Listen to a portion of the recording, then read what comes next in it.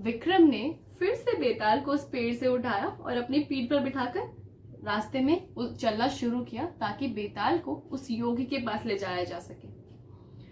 बेताल कुछ समय तो चुप रहा, लेकिन थोड़ी देर बाद बोला कि विक्रमादित्य, तुम भी बड़े हटे हो, लेकिन तुम भी ज्ञानी और मैं भी महाज्ञानी। हम दोनों का इस लंबे रास्ते में चुप रहना शोभा नहीं देता। चलो इस रास्ते को काटने के लिए मैं तुम्हें एक कहानी सुनाता हूँ। गोड देश का राजा गुंडवेश्वर बड़ा प्रतापी था। उसके प्रताप की चर्चे हर जगह थे, पर एक और चीज थी जिसके चर्चे हर जगह मौजूद थे। वो थी कि इस राजा की 4 लड़कियां थी और ये राजकुमारियां इतनी नाजुक और इतनी कोमल थी कि किसी को यकीन ही नहीं होता कि इतना कोमल भी कोई हो सकता है। अब ये राजकुमारियां इतनी कोमल थी कि कभी कभी तो राजा भी उनसे परेशान हो जाता कि उसे भी गुस्सा आ जाता।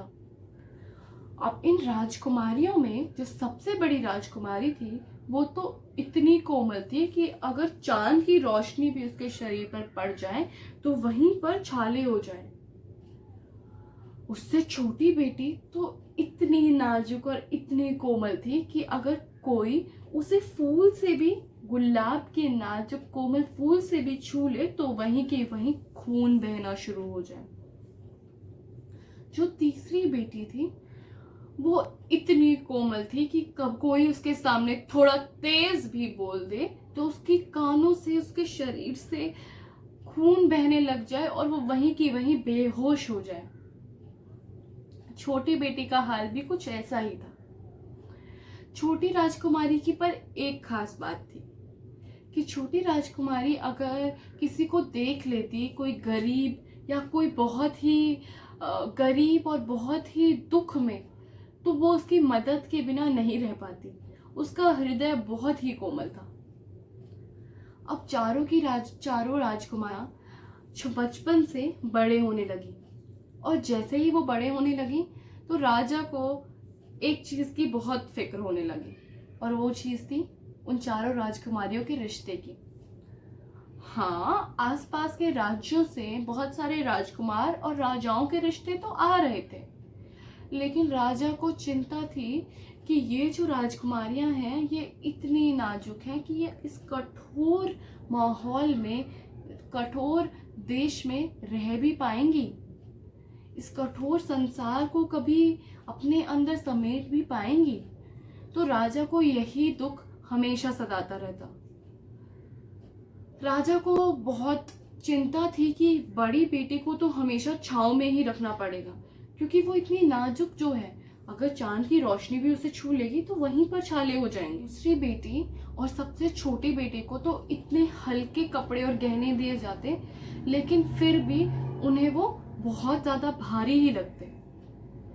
जो तीसरी बेटी थी उसके सामने तो बोलना तो दूर, अगर कोई पैरों से भी तेज चलने लग जाए तब भी वो बेहोश हो जाती। अब राजा को लगता कि इस माहौल के साथ उनकी शादी करना बहुत ही मुश्किल बात थी।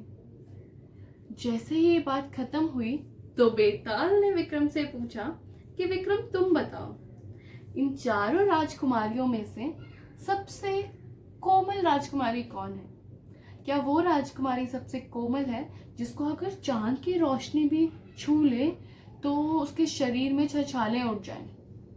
या वो राजकुमारी सबसे ज्यादा कोमल है जिसको अगर गुलाब के कोमल पंखड़ियों से भी कोई छू ले तो वहीं पर उसके शरीर से खून बहने लग जाए? या फिर वो राजकुमारी जिसको अगर तुम थोड़ा सा तेज भी चिल्लाकर बोल दो तो वहीं की वहीं बेहोश हो जाए? या सबसे छोटी राजकुमारी जिससे किसी का दुख दर्द देखा ही नहीं जाता था? जैसे ही बेताल ने अपना प्रश्न खत्म किया तो विक्रम बोलना तो नहीं चाहता था, क्योंकि जैसे ही विक्रम कुछ अपने मुंह से बोलेगा बेताल उड़ के अपनी जगह पर वापस बैठ जाएगा। लेकिन विक्रम ने फिर भी बेताल को जवाब दिया कि बेताल सुनो, सबसे कोमल चीज है हृदय की कोमलता।